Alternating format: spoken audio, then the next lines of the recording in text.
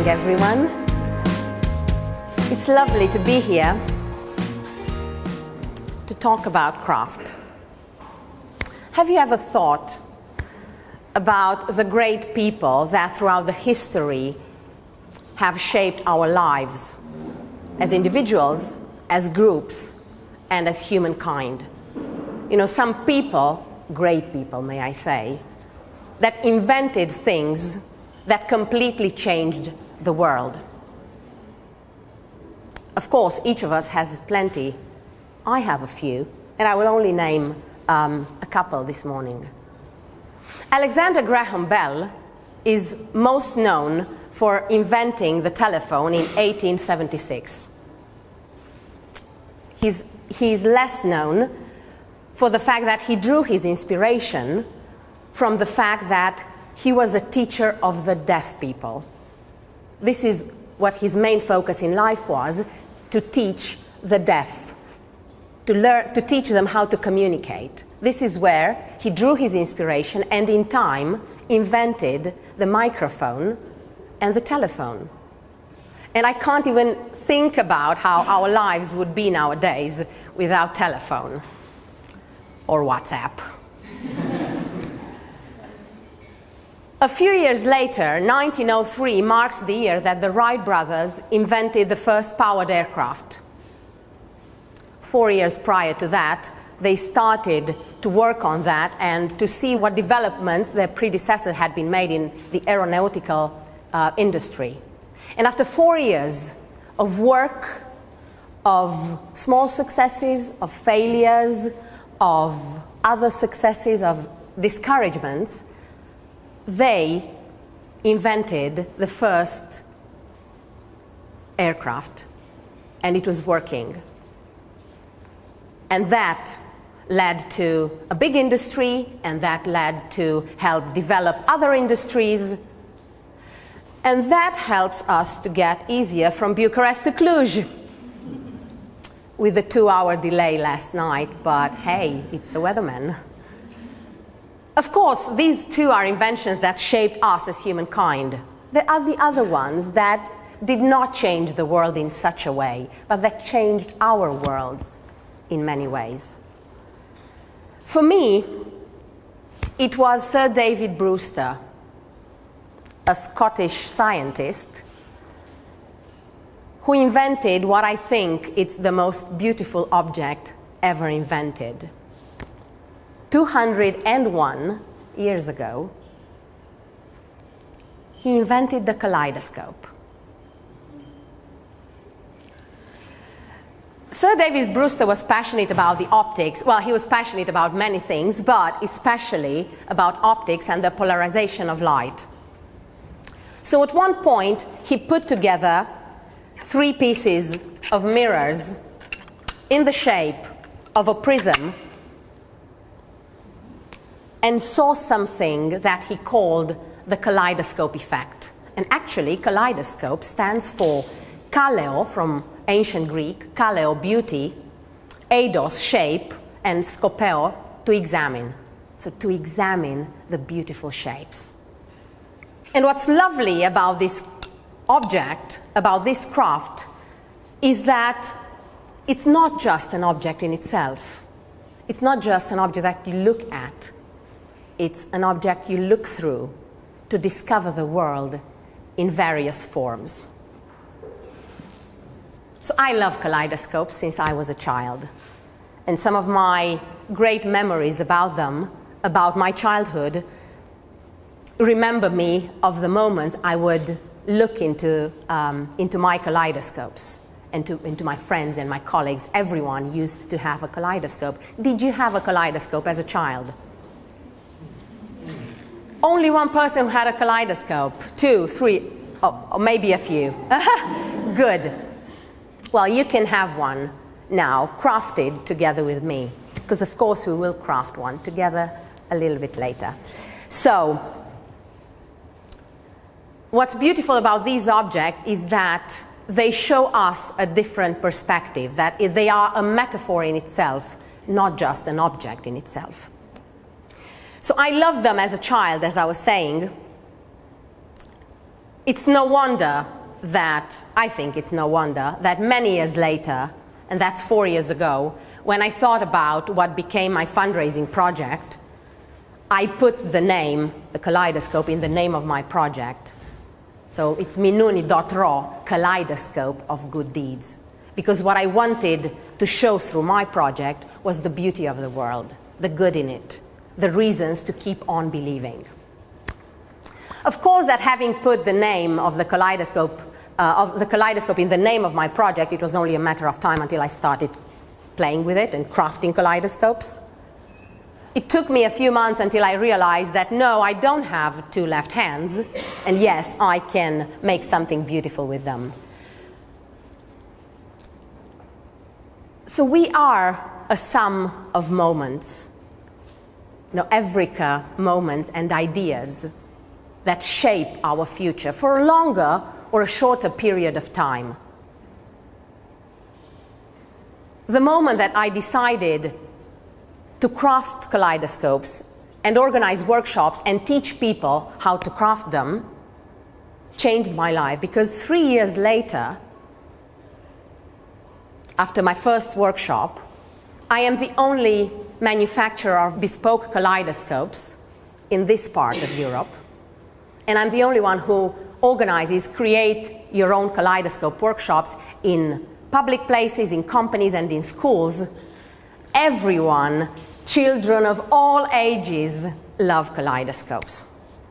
And I think that's because they, as objects, contain the three elements that define everything that we love, and that's beauty, complexity, and simplicity. So, of course, I couldn't not take advantage of being here in front of you today and not create a kaleidoscope here together with you. So we have the tube that today I wrapped in the CreativeMornings edition, craft edition. So we have the tube and we have the circle, and first we will glue the circle, the end of the tube that will help us look through the kaleidoscope. So I will put some glue, and that's very interesting, doing that in front of everyone. Of course, I will make a few mistakes, but mistakes are beautiful, aren't they? So first, we glue the circle at the end. That's the first step. The second step defines this invention, this craft. As I told you, we have to put the three mirrors together in the shape of a prism. All you have to do is put them in line. That's the only rule. Other than that, you can do it as you want. And that's one of the first lessons that I learned, that we don't have to do the same thing to get the same functionality. Each of us can explore and do his own way.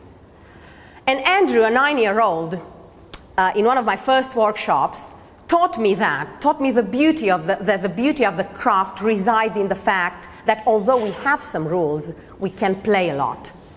Because he didn't have patience to wait for my instructions, so by the time I started to give the instructions, he would just take the scotch and roll it all over the mirrors, and he said, "Is it correct, Veronica?" And Veronica wanted to say no, but then I quickly realized that just because he did things differently does not mean it's incorrect. So I said, "Yes, Andrew, that's perfect." So I always say at my workshops, be like Andrew, or do it like me. And then I explain how I do it. And it's always, all the time, people exploring different ways of the simple thing, putting the scotch around the prism with the only rule of keeping them in line. So, of course, I did a prism at home. So I'm putting the prism now in the tube. But before I do that, I will show you that the prism is a little bit shorter than the tube. And that's because, and that's what I found while I started manufacturing kaleidoscopes, that we, the kids who had kaleidoscopes as children, divide ourselves in two groups. The ones who broke their kaleidoscopes to see what's on the inside, a group that I'm not part of, and the ones who found out later how kaleidoscopes are wonderfully and very easily made. So everyone, a lot of people believe, and I think I believed, that the beads that we put go inside the mirrors. But the reality is they go in this space that's left from where the mirrors end. So basically we need a circle, and of course I came with a circle already made. We need a circle that will divide the mirrors from the beads. And in the workshops, you have to, of course, cut the circle. And that's another wonderful moment for me, to see people so keen on cutting a circle. And this circle has taught me another thing that I will tell you later.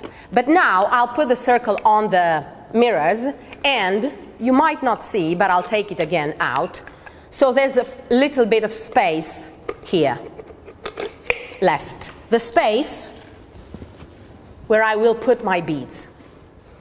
And I brought my beads in a heart-shaped box. And I will choose a few of the beads that I want to go in my kaleidoscope. That was a butterfly. Oh, butterflies, by the way. I have a lovely story about butterflies. So I'm the girl with the kaleidoscopes. So everyone, when they find information about kaleidoscopes or they see a nice video on Facebook, my inbox gets filled of those news. And one of the things that I found last year completely blew my mind.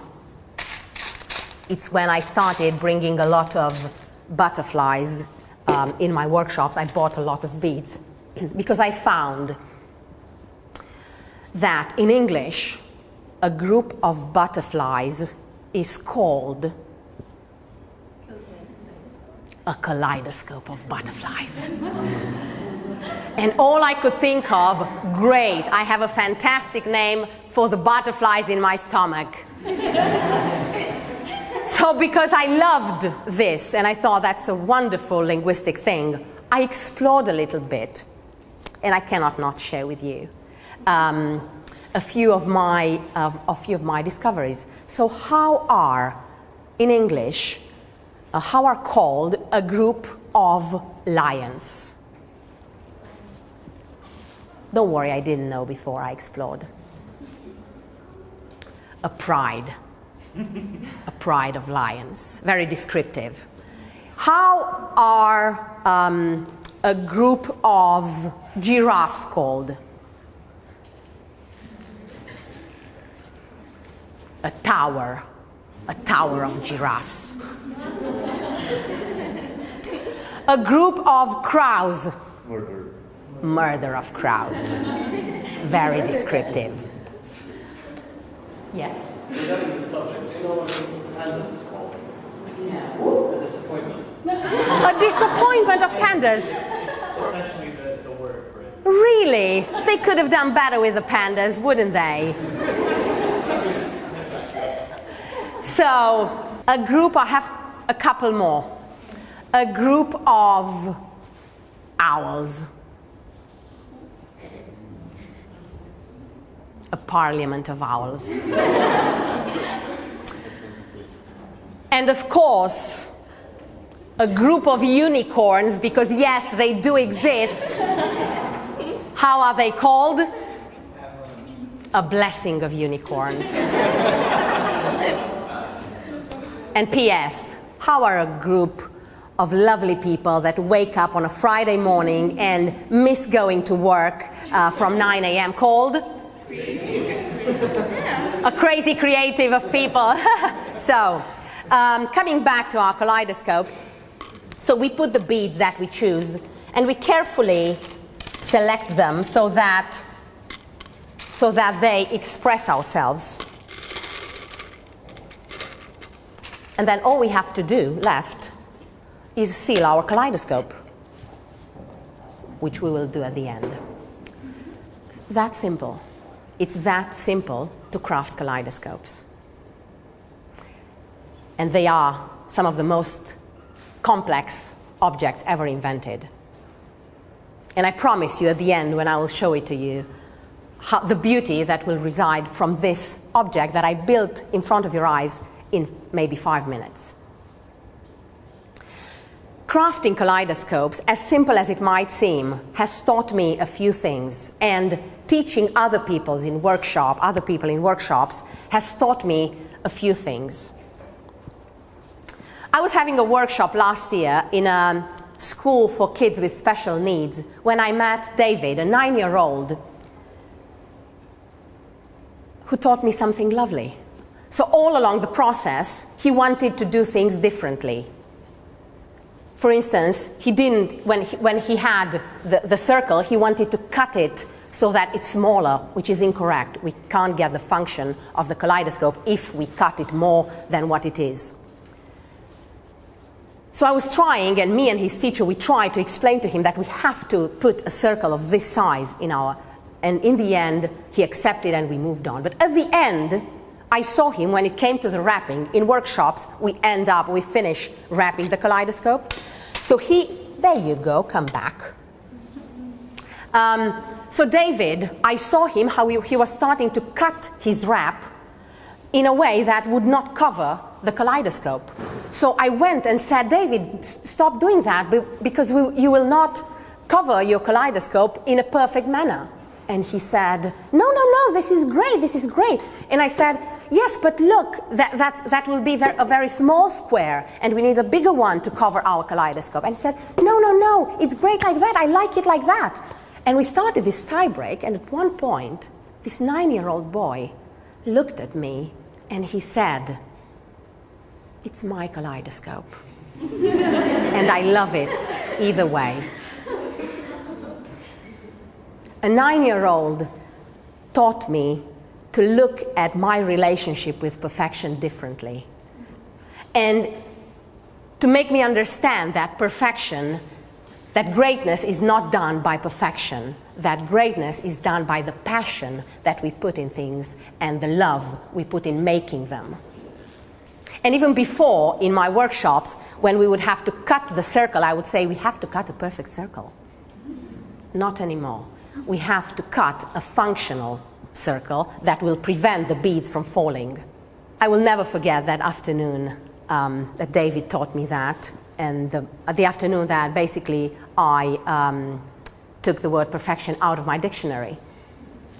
Another thing that I was taught is that we have an immense desire to play, all of us, men and women, small kids and big kids, from 5-year-old to 72-year-old so far in my workshops. Everyone loves to play. You know, in the era of technology, we love to do things with our own hands. And I understood that, especially when I saw 8 grandfathers manufacture kaleidoscopes, and at the end, thanking me for the 2 hours of childhood. So we all love to play. Sometimes we hide it, sometimes it's not shown, sometimes we think ladies love to play more than boys. Incorrect. All of us are children and we love to play. Kaleidoscopes also taught me to see the beauty in everything, especially when it's hard. Or, to put it like that, to see the beauty when it's hard. Because it's easy to see the beauty when it's wonderful. It's easy to enjoy a summer day. It's more difficult to enjoy a summer day when it's raining and you have a perfect hair day that's ruined by the rain. But hey, I survived and I loved it. So I learned that we have to look for the beauty in everything.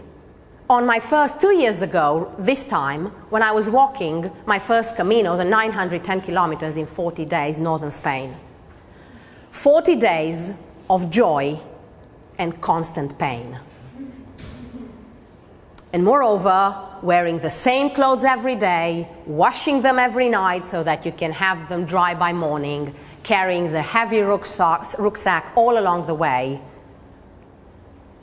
and doing nothing but wake up in the morning, take your backpack, walk for 8 hours, stop, shower, rest, eat, sleep, and so on and so forth. Boring? I don't think so.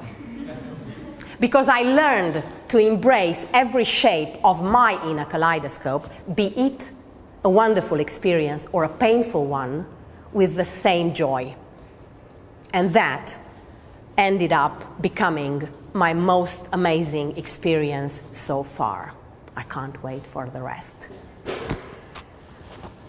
Another thing manufacturing kaleidoscopes has taught me is that creativity needs discipline. Who would have thought that? I thought creative people don't need discipline. But I understood that we need discipline because discipline does not kill creativity, it rather nurtures its way. So we have to, wait for the moment when we will put the prism, when we will work on the prism, and we have to follow the rule of putting that in line, but that doesn't kill the creativity of how do we make that. I always thought that creative people are not disciplined, and I understood by doing that we need discipline, that you can't have creativity without a certain discipline, because the discipline is a bridge from our goals to our accomplishments. So be creative. And the last thing that Kaleidoscopes has taught me, and my favorite, 2 years into making them, all of a sudden I realized, looking at some people, and I loved to realize that we are kaleidoscopes. That each of us is a unique kaleidoscope. We were at the end of a workshop where a lot of people chose the same wrapping for their kaleidoscopes. And in the beauty of the ending and everyone looking to each other's kaleidoscope, they thought they mixed it and they can't find their kaleidoscope. Which one is mine? Which one is mine? But they couldn't have missed their kaleidoscope because the beads that they had chosen would lead them to theirs. And this is what happened in the end. Because what defines us, it's what we have on the inside. Sometimes, yes, we might wear the same shirt at work, but we are very different people. And when I realized that we are kaleidoscopes, I tried to go beyond with this metaphor and imagine what's the prism inside us. And I think one of the mirrors is imagination. As Einstein taught us, logic will take us from A to B, but imagination will take us anywhere. So imaginative people that put their imagination to work led us here. The second is creativity, which is imagination put to work, isn't it?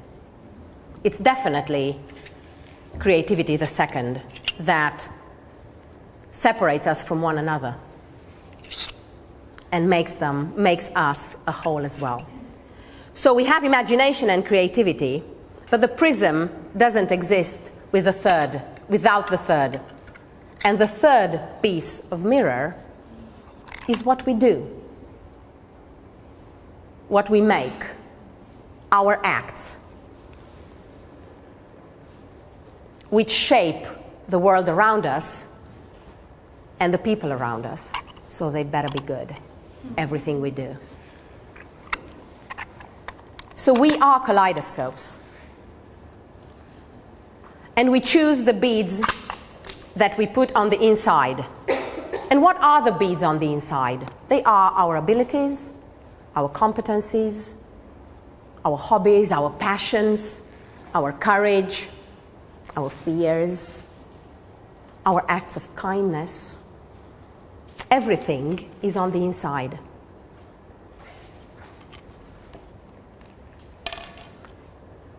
And I will now seal this kaleidoscope.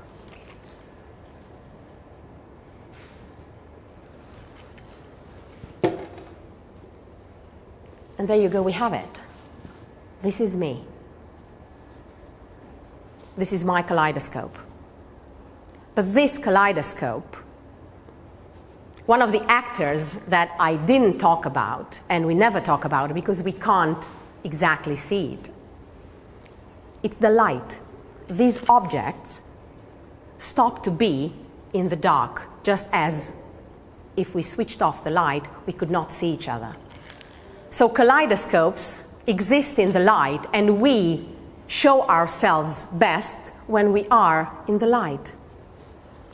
So if we are kaleidoscopes, and I think we are, all we have to do every day in our personal and professional lives is to set ourselves into the light and let the mirrors and the beads do their dance. Oh, wow. Thank you.